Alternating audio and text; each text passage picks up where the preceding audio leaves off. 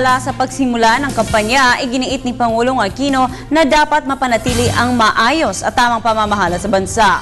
Yan ang naging pahayag ng Pangulo sa pagpunta ng Team Pinoy sa Laguna. Balikan natin ang istorya sa report ni Rocky Ignacio.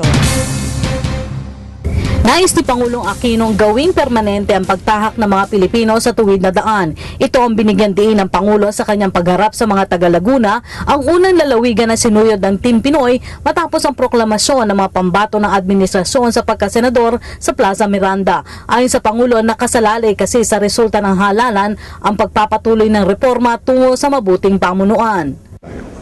Kaya naman, ang mga pagsisikap at tagumpay natin sa tuwid na daan ay handog namin sa aming mga boss na hindi nagsasawang makibalikat sa ating krusada ng tuwid na pamamahala. Tinututukan na nga po natin ang mga araw ng pagtitiis na Laguna mula sa makupad na serbisyo. Ngayon, dinidiligan natin ang inyong kasipagan ng tapat na paglilingkod. At titiyakin natin ang mga taga-Laguna sa tuwid na daan ay tunay na maaabot. Kaya maging sa mensahe ng Team Pinoy na isang Pangulo na maging malinaw sa publiko. Sagot ito ng Pangulo kaugnay na rin sa mga tumatayong common candidate ng partido. Ilang kasi dito ay ine-endorso ng una.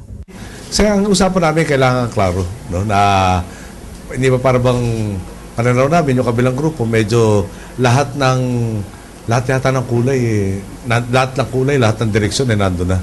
So pag nagsalita tayo sa publiko, gusto natin may isang mensahe, inimportansya namin sa kanila, sa lahat ng kandidato, kailangan isang mensahe natin para Hiniling ng Pangulo sa mga kandidato na isentro ang kampanya sa magiging kontribusyon sa pagpapabuti ng bansa sa halip na bumatikos. Sa gitna na rin ito na umano'y pagbatikos ni Vice President Jojo Barbinay sa umano'y hindi nararamdamang kaunlaran ng mahihirap. Pero gate ng Pangulo, hanggang maganda ang trabaho ni Binay sa gabinete, wala itong problema sa kanya. So long as the Vice President is doing his job as far as the housing sector is concerned, problems with him, and also the OFW sector. And in fairness to him, he has done his job. Lalo sa OFW, these are very trying times. No? There is a global economic downturn, there's the Arab Spring, and so on. No? And so long as he does his job, why should I be complaining? Samantala, hindi naman daw kasi may iwasan na isisi sa nakaraang liderato ang mga nabubunyag na anomalya. Kabilang na dito ang 18.7 billion pesos na dredging ng Laguna Lake para masugpo ang pagbaha sa malaking bahagi ng Laguna. Nakapagtataka daw kasi na nakalusot ang kontrata na kitang-kita ang kamalian sa simula pa lamang. Pero sa kabila nito, may magandang balita ang Pangulo bilang solusyon sa problema ng pagbaha. Una na dito ang nakatakdang pagpapatayo ng road ring dike at paglilipat sa mga residenteng nasa mapanganib na lugar. Yung construction period tinataya po, pag-aaral pa, no? Saan mo dapat talaga isisituate dito? Magkakaroon ng dilawa doon sa upstream, kakaroon ng dike na magiging karsada rin.